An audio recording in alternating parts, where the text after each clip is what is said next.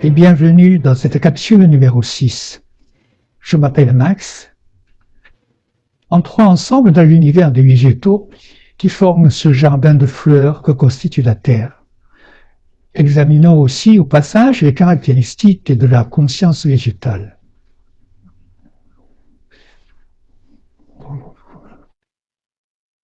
La vie se surajoute et se complexifie lorsque le mouvement d'un être pluricellulaire vient se fixer au sol de la Terre. Ce qui caractérise le végétal et les plantes, c'est d'une part leur lien avec le sol terrestre, par exemple, c'est le cas des herbes et des arbres, ou leur lien avec le sol marin, par exemple les algues ou le phytoplancton. C'est d'autre part leur capacité à se multiplier en profitant de la photosynthèse, c'est-à-dire de l'utilisation de la lumière du soleil. Il y a des plantes sans fleurs qui se reproduisent par des spores, par exemple les mousses et les fougères. Il y a également des plantes à fleurs et sans fruits comme les conifères, le sapin ou le cèdre, des plantes à fleurs et à fruits, et elles sont majoritaires comme le blé, le chou ou les arbres fruitiers. Il y a les plantes sans racines comme la mousse et les plantes avec racines. Elles sont dans l'ensemble dépendantes de l'eau, de la lumière, de l'air. Elles ont besoin d'espace et des nutriments pour se développer. Les 4 éléments de la nature leur sont donc essentiels.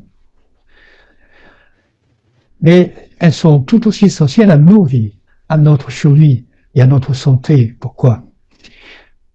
Eh bien, elles fabriquent ce gaz qu'on appelle l'oxygène en utilisant l'énergie de la lumière, c'est la photosynthèse. Mais l'oxygène est aussi absorbé par les plantes elles-mêmes, qui en ont donc besoin, tout comme nous.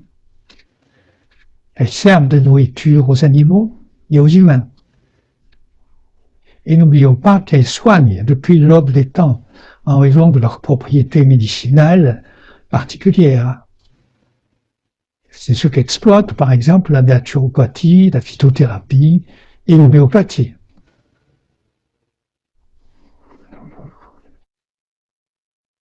Le règne végétal développe des tactiques. On sait que des arbres ou plantes sont capables de s'allier et d'échanger des informations, de collaborer. Dans tous les cas, elles semblent posséder ce qu'on pourrait appeler une conscience de groupe, une conscience groupale.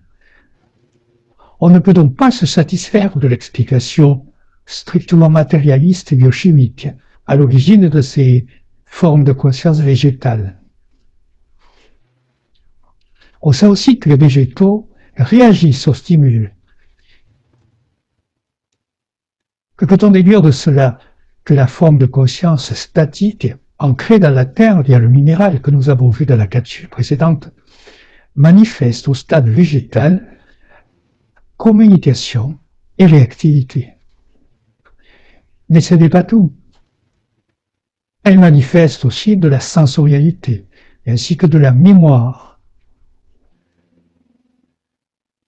Comme on le disait pour les minéraux, si on considère que la conscience est la capacité d'une forme de vie à accéder à l'information mémorisée, alors on peut dire que le végétal est lui aussi porteur de conscience.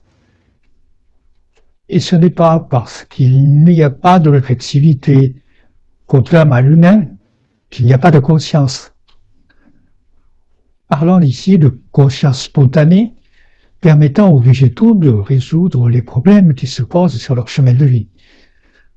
Nous, la tendance actuelle à évoquer l'intelligence des plantes. En résumé, on constate que le végétal est doté d'une conscience groupale, également stratégique, réactive et sensible.